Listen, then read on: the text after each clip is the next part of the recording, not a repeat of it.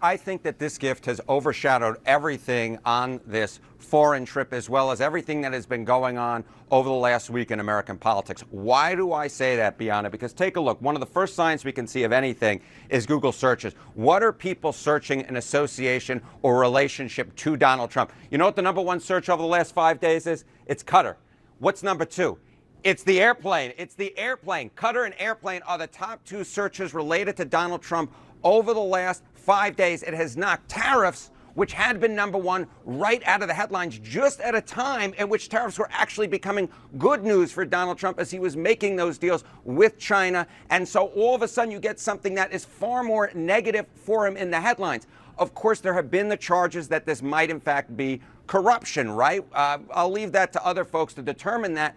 But I will say that the idea that Donald Trump might be corrupt isn't something I think is foreign to American voters. Why do I say that? Because take a look. Has Trump behaved corruptly in the past? This is before this entire Qatar Airplane situation started to develop. But take a look here. Has Trump behaved corruptly in the past? Get this. 61% of Americans actually agreed on that. And remember, they agreed on that even during the election when Trump, of course, won. So I think this idea that there might potentially be a quid pro quo wouldn't necessarily be that shocking to a lot of Americans. But what I will tell you, what I do think would be shocking to them, Bianna, is who this deal, this potential plane deal, might be taking place with. That is Qatar.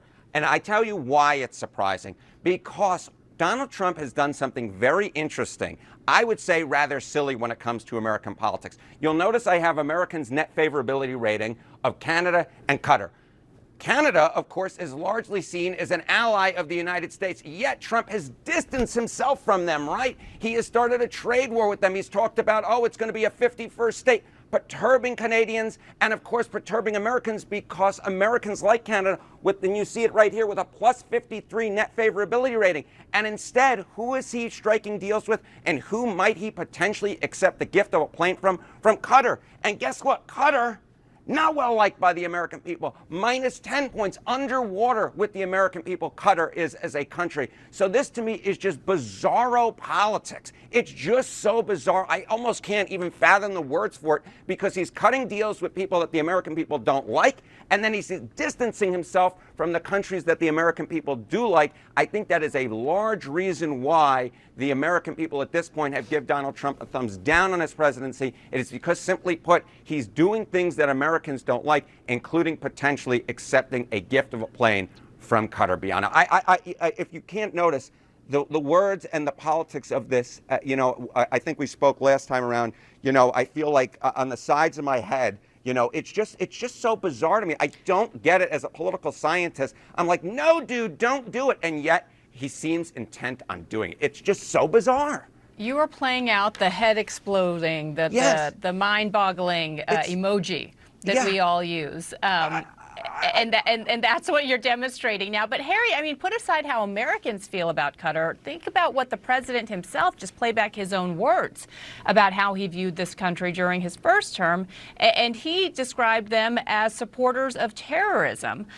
So there's that factor. But I would go a step further. I mean, there's something very symbolic about Air Force One. Yes. The corruption, the sort of, that label had been associated with the president, for better or worse, for many years.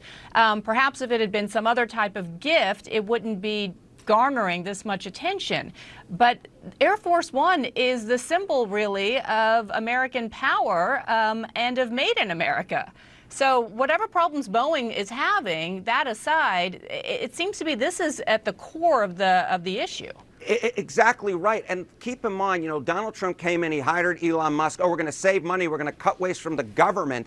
And we know that even if Donald Trump accepts this gift, in order to retrofit it, in order to fit security standards, et cetera, it's going to take potentially hundreds of millions of dollars to do. That's not saving government money. That is government waste. And I think it just adds on to the factor here of why Americans are so interested in this story, why it is #1 on Google right now, and why you are getting folks from both sides of the aisle saying, you know what, Donald, especially among Republicans, we may like you, but we don't like this idea. As I said, it is just mind-boggling. I'm the emoji exploding my head. I will never be able to look at that emoji again the same way, Harry Enton. Please come back tomorrow. Lives. I change lives. Come back tomorrow. We'll do more smiley face emojis. I like to those end better. the week on. Sounds good. Bye, Harry. Bye.